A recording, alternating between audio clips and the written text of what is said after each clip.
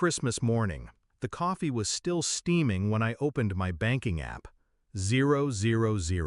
Not a glitch, not a typo. The savings I'd built over a decade, gone. I stared at the numbers until my phone slipped from my hand. Across the table, my brother raised his mug and smiled like he'd just won something.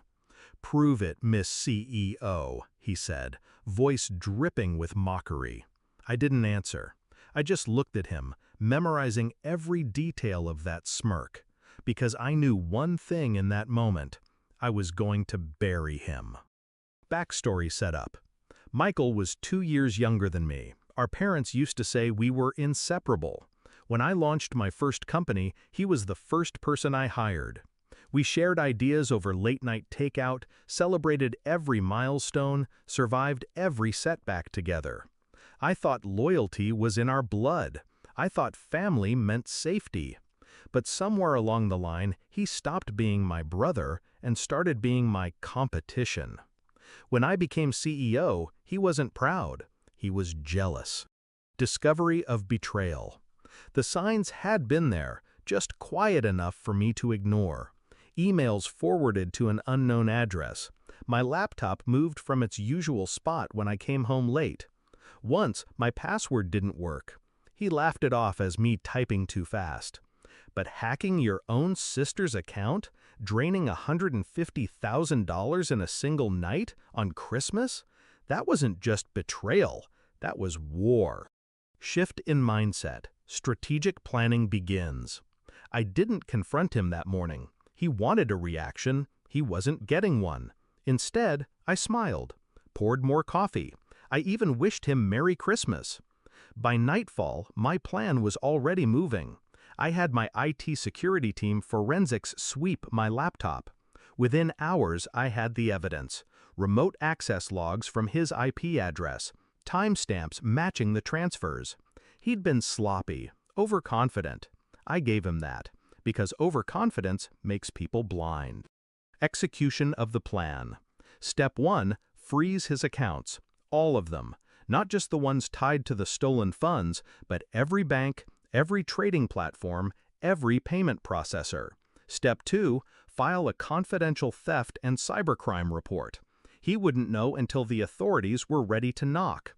Step 3, quietly buy out his stake in a joint investment we'd made years ago, one that was about to triple in value. I paid him in the only currency he could touch now, cash. Petty, untraceable, and insulting. Step 4, call in every favor I was owed in the industry. By the end of the week, Michael's name was flagged as high risk in every hiring network that mattered. Step 5, wait. Climax and confrontation. Present moment returns. The waiting ended on the day he least expected it.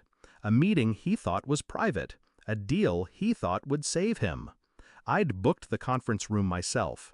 He walked in wearing that same arrogant grin from Christmas morning until he saw me sitting at the head of the table.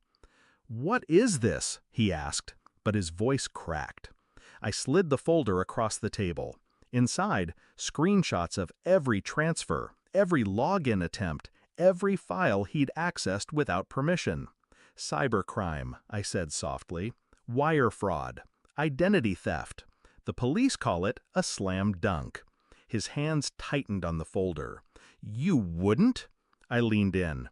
"You already know I would." The door opened. 2 men in dark suits stepped in, private investigators with the state attorney's office. Michael's face drained.